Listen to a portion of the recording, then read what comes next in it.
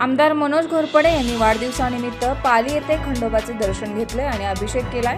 तसेच आमदार मनोज घोरपडे यांच्या वाढदिवसानिमित्त महाराष्ट्र बांधकाम कामगार महामंडळातर्फे साहित्य वाटप, आरोग्य शिबिर असे विविध कार्यक्रम कराड तालुक्यामध्ये घेण्यात आले।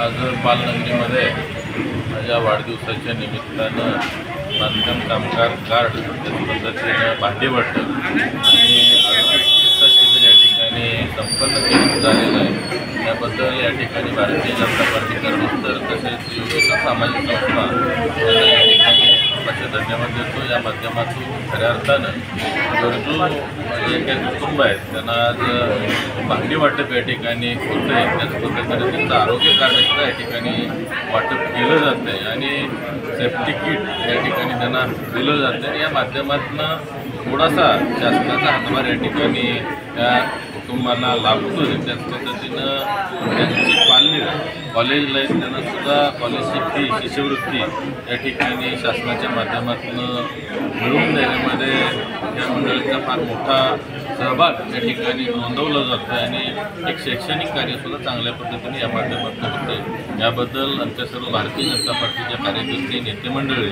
त्याच पद्धतीनं योगेश्वरी आणि सामाजिक संस्थेला या ठिकाणी खूप अशी शुभेच्छा देतो।